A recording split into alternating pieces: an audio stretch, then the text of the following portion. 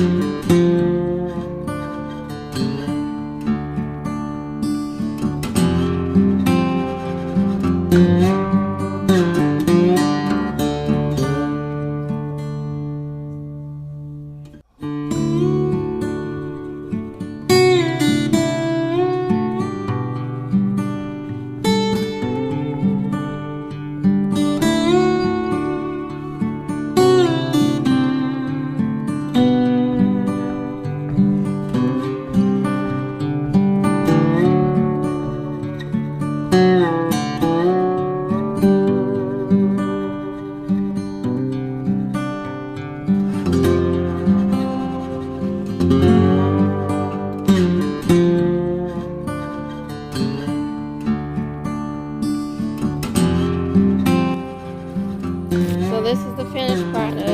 See, him ran over with the tractor a couple times after he had scooped the dirt up over here and blended out a little bit with the bucket in that spot. And I'm gonna back up and just show you. It's looking a little bit higher than it was. So that'll just kind of smooth out over time. We might come back and smooth it again if we see that we need to, or add more dirt if we see that we need to. But it looks good for right now, and we're just watching Blossom to make sure she doesn't try and get out. We think we might leave him on pasture for tonight, and we'll be back here early in the morning. So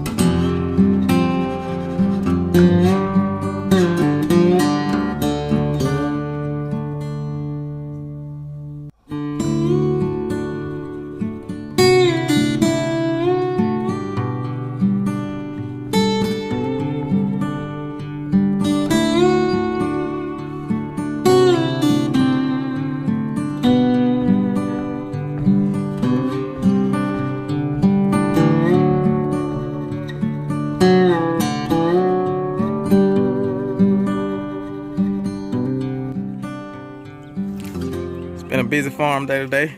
We've had a lot going on, and now we're in here. I got Megan. I took the tractor and took some of that mulch, the wood chips that we had up on top of the hill, and I put about 3 bucketfuls in each of these corrals out here. And Megan is in here now, getting it spread out within the pen. We're deep bedding the animal stalls, getting them ready for summertime. We've had animals in here all winter. Had pigs in here all winter, so we're just getting everything with fresh bedding, getting all of the boo-boo and everything, the manure covered up, so that everything will be fresh. And then we're gonna rearrange everything down here. We're gonna take the pink pigs, the feeder pigs that we have in here, these pigs here, because we've been getting them trained up to our systems with the water nipple and getting them dewormed and all those good things. And we're gonna take them and put them in here. This is their next section. And we're gonna get them trained up to electric fence and then get them out on pasture, on silvo pasture. And then we have Biscuit here, which is a feeder pig that's almost ready to be butchered, but we'll probably butcher him in the fall. He's a guinea hog. He's been growing for about a year or so now. And that's one of our gilts that we're gonna breed maybe next year when she gets old enough. And then these 2 hogs here, without Abraham, we're gonna put Abraham and Biscuit in this corral here. And then Crazy Lady and Super Crazy Lady, one of them is gonna go in this stall here. And then we're gonna put a door here and put the other in this stall so they can farrow. All right, so I know we've been jumping all over the place today, but we got the pigs in here now. These are feeder hogs. We got them in here with that little gilt that I was telling you about. Yeah. And now we got the boys in here. They're training up the feeder pigs to come when we call them. When we say, hee, peep, peep, peep, peep, peep. Go show them, Titus. Yeah, the boys are in here training the pigs up to come when we call them. So when we get them on pasture, they'll be ready. What you think, Noah? Yeah. Yep. But we got them in here in this pen in here. And then as you see over there, we have Biscuit, the castrated male that we're raising for meat, and Abraham, our intact boar, over there in that stall now. And as you see, we have deep bedding, wood chips in all the stalls, good and dry and clean. We got everybody dewormed. And you know, these, like I said, these pink hogs, they'll be going on pasture pretty soon. And Biscuit and Abraham, they're gonna be their pen. We might put Biscuit back on pasture because we're gonna, as I said, butcher him. We'll probably put him back on pasture when we put these pink pigs out on pasture. But right now we're getting waters filled up inside of the stalls in here for the farrowing stalls. And we're just down here waiting for the waters to fill up. As you see, we got the gravity fed watering system up there, flowing on down here. Got the superstar mama, the snake identifier. She knew exactly what kind of snake that was when she saw it. She knew it was poisonous, at least. Poisonous. Exactly. I know the name of the snake. I remember the Hershey kiss marks that it had on. I remember seeing it as one of the poisonous ones. That's right. All right, so we've been doing a lot today, jumping around, getting all type of things done, getting ready for the spring and the summer. And I think this is gonna be it for us. Once these waters fill up, we hadn't eaten anything, so we need to get some food in us. Yeah. So we'll probably go ahead and leave after this, but it's I.A.G Farms. We gotta make this video, Dad. See y'all in the next one.